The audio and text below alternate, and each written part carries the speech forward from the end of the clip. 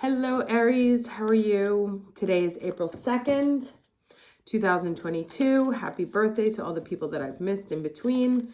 Yesterday was a big new moon. You will notice that I am sounding probably emotionally spent. This has been a very, very weird week. Many equal highs, equal lows.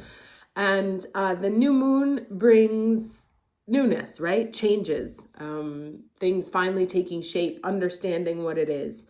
The Sabian for the new moon is a formation of flying geese, which is about, again, assistance, collaboration, doing something together, things starting to take shape, understanding where it is, movement forward.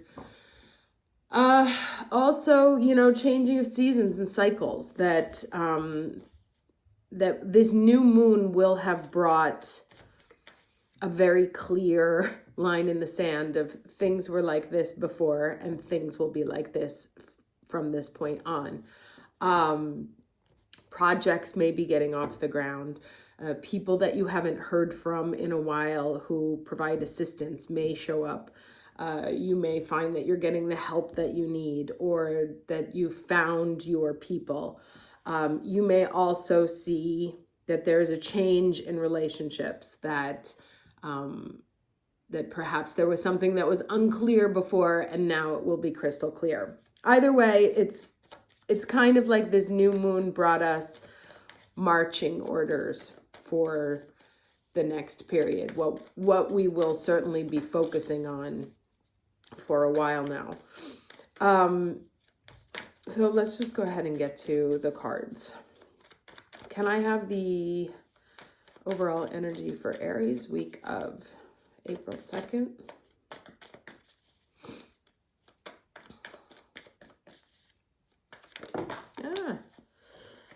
I'm going to take this one. Okay, yeah, so that's what I said. So, and here's the black and white, just shining the light, getting your marching orders. Things are very clear.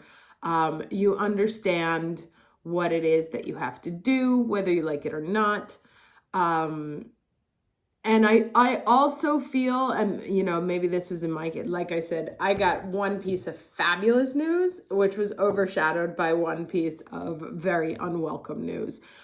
They are both part and parcel of the same thing, the same experience. But everything is crystal clear now, right? Whereas before I may have had some confusion. I don't know what to do. I don't know if this is the right thing. I don't know. Now I know exactly the choices that I have to make. I know the challenges that are going to be coming at me, some of the things that need to be dealing with. And so this new moon will have brought you, should have brought you, may still be in the works, some tremendous clarity on what is no longer and what is the path you're meant to be walking for the near future. Now let's get the energy, the challenge energy. Okay, I said challenge and it came flying out. 10 of Cups. And this is interesting because I talked about the geese formation and something you can see in the sky. And this is a very clear formation of all the people. You may not be feeling that level of connectivity. You may not be feeling like you are part of a group or, that things are taking shape or you may not be feeling that sense of abundance, that like the shape is clear. It's very clear what it is, and what it has to be, but it's not, it's a challenge and it's hard. And so because 10 of Pentacles is usually like worldly wealth and abundance. So you might not be feeling that sense of abundance despite being very clear on what exactly is going on. The other may just be that you're still not. And I think actually this is another thing, here is that you may be looking for support on an earthly plane, and the support is probably best found in this moment on an astral plane, because obviously everybody's a little bit frazzled and in their own right now. So you know, people may be disappointing you or not following through on things they said they were going to do. It may be hard to get in touch with people, get them to respond to you, stuff like that. And so there may also be like a little bit of a sense of isolation going on right now. But that's just because everybody's, like, literally everybody is a mess right now. I've never seen a level of frazzled, just so ubiquitously everywhere. So it's definitely a time to also have patience with yourself, but also patience with the people around you. And to kind of connect also through that sense of compassion for the fact that we're all going through something right now that is incredibly challenging. Okay, can I get the lesson energy, please? Okay. We have Joan of Arc, and it sometimes can feel maybe that you're tied to a stake. The voice of truth, stand strong, focus on your purpose, Release the fear of persecution and speak your truth. Standing up for what you believe, but also digging into yourself for the courage that you need to do what you have to.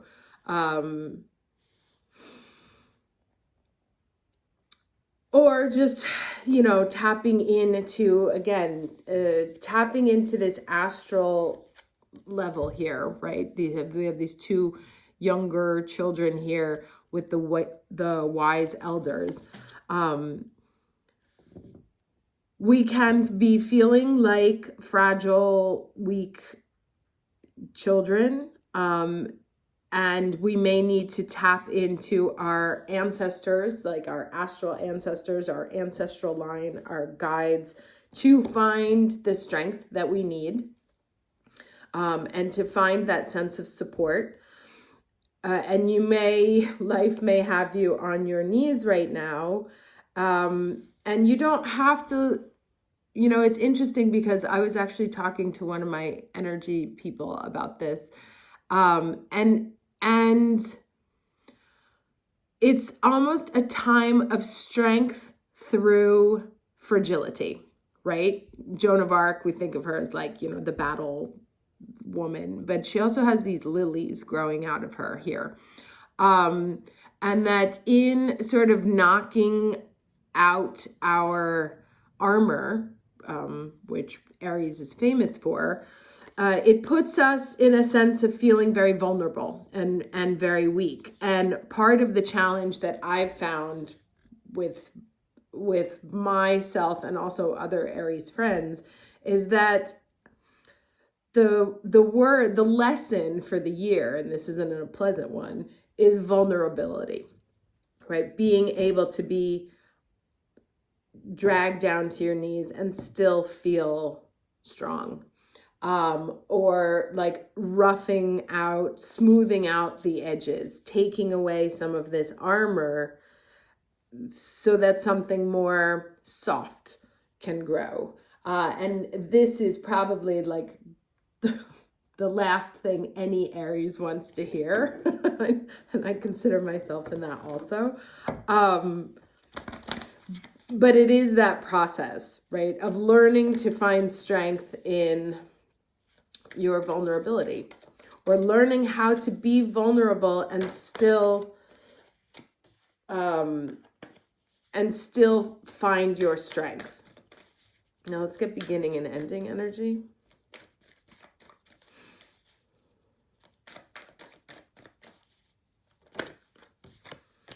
Okay, so we have this unfinished symphony here. And then ending, please. Okay, and go the distance card, but this one is in reverse. Let me just remember what this says in reverse here. And we have, this is a 10, and this is a 47, so it's an 11. There we go. So the protection message is, do you feel as if you've been wandering in the desert now for ages and ages and nothing is happening? When you conjure up the image of a desert, you picture parched lips, sunburnt skin, and mirages. But there is more to it than that. Here we go. I knew it. Amid the hot sands are creatures with resilient spirits, tough skins, and the willingness to burrow deep underground for water so that they may thrive. This is a time of developing survival skills and resilience. You are learning how to conserve your strength, and in this temporary time of austerity, it's wise to be selective about where you expend your energy. And this is literally, I actually wasn't even going to do this reading because I just, like I said at the beginning, I'm sort of emotionally spent, probably the last person who should be giving advice to others. But I felt so bad because it's been a couple of weeks. So it's wise to be selective about where you expend your energy. Listen to the call of your soul because it will never lead you astray.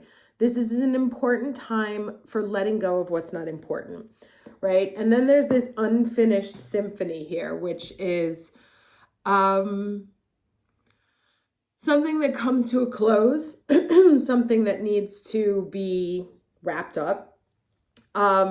And so, like I said, if the new moon has not yet communicated to you what that very clear formation is, like I think of the V that the geese form when they fly,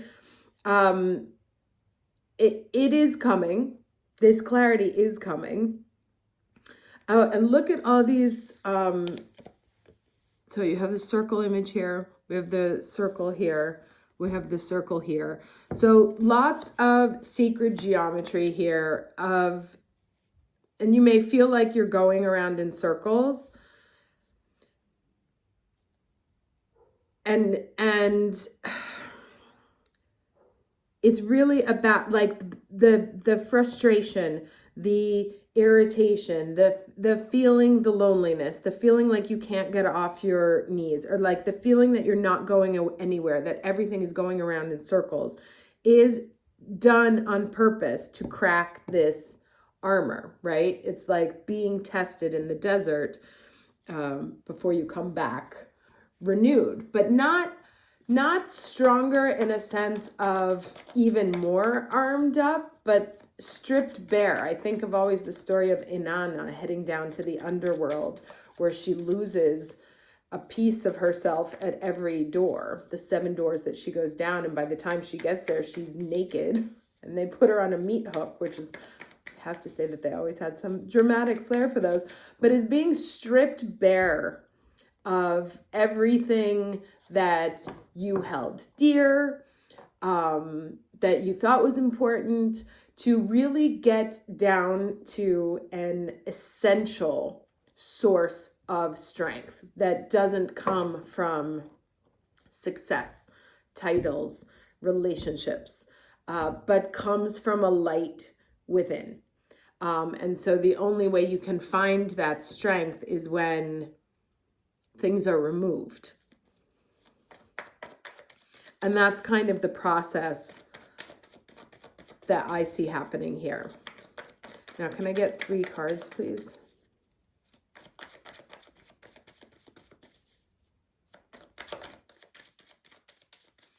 And oh my God, didn't she burn at the stake, Joan of Arc? Because the phrase that keeps coming to my mind right now, especially thinking about the desert, is trial by fire, right? That we're used to being the fire in the situation, and it's almost like it's coming for us right now. Chariot. And I also get the image of like Daenerys, right? If you watched Game of Thrones, walking out of that fire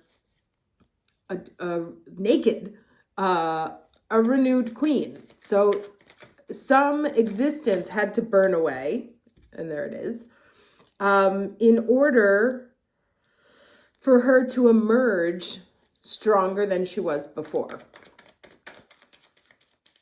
But in order to do that, she had to be stripped of everything, for purification by fire. And so there's kind of this going on right now, a soul purification coming through by making life really fucking uncomfortable. Okay, so we have the chariot here, which is a 7, and a 7 is the spiritual number, right? The number of the spiritual path, if you study numerology. And again, once again, we have the idea of balance, bringing things into balance. So, you know, equally dark and equally light. So there may be one piece of good news, one piece of bad news. Certainly something here that is making you feel like this. And also, like, I was really drawn to his face because he looks like so sad, right? Like, usually I always think of this as being a very powerful card, if not maybe like a little bit sinister. But this couple here together, it's like on the outside, you may look like this, but on the inside, you might be feeling like this.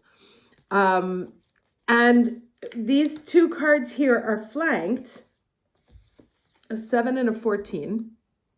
And interesting because we had the 10 and the 11. So a 7 and a 14, which really talks about blending these two, right? The alchemy. That the divine is at work in our lives, even though this is kind of like the energy. And it could be, you know, like I said, it could be one of those things where it's like you put this out, but you feel like this on the inside, or you got both kind of energies going on. Like at times you feel like a very powerful person, at other times you feel very weak. And that's what these three cards are about here. This black and white and this blending is learning how to accept both realities and blend them into one, right? Where it's not like everything has to be great. It's that life is made of both, and finding finding the strength, you know, finding the strength in this. Locating your power within, even when you don't, all of the accoutrements of a 3D world perhaps have been taken away from you, or that sense of success or achievement that that you aspire to or that you had may be leaving you now, or may have been hard to come by. You know, it's still there, but it's always more and more fleeting. And it's like, well, what do we do? Do we only feel strong when we're here, or can we also feel strong when we're here? And that is sort of the challenge of that this card talks about, right? That you are being tested to, and it talks about digging deep to go into the water, right? And there's so much of that hideous water energy right now with all the planets in Pisces. And man, when Mars hits Pisces, that's going to be another fun moment for us. But it's really about digging deep into our own emotional well, but also learning how to feed ourselves emotionally, but learning how to be okay also. You know, like if you can swing from these two poles without a change in demeanor, right? Like this guy, he's in between these two, but he's the same. That's true power, right? That's where the strength comes. It's easy to feel strong here. It's very hard to feel strong here. But if you can master that and bring these two into balance, then nothing can touch you, right? If you can learn how to have the armor and the lilies at the same time, you are unbeatable. No one can have power over you because you are strong either way. So it's a weird, uncomfortable path to victory, spiritual victory, that doesn't feel good while it's happening, but it is meant to help you find peace in the dark, and in the light. Okay, let's get some advice now.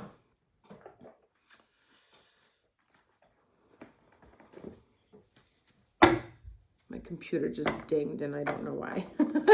But it dinged like after I said that message. So it was an emphasis.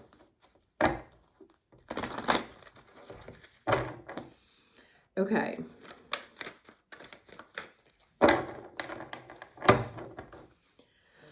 All right, guys, can I get some advice for Aries?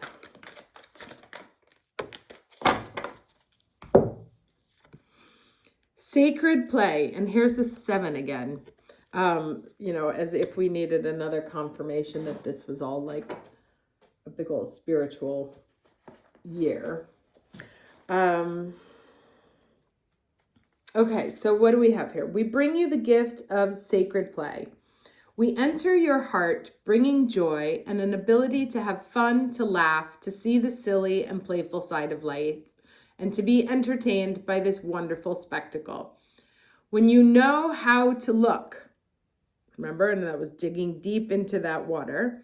When you know how to look, you will see the joyful hand of the Creator behind so many of the people, places, and things you do every day.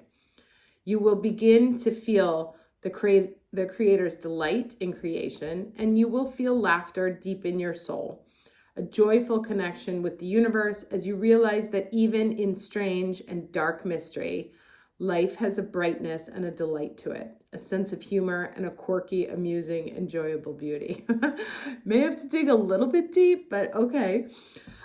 We know there is great joy inside you, and we will help you reconnect with that joy now. So even your most arduous challenges will not diminish your capacity to feel the light of your spirit and take delight in your life.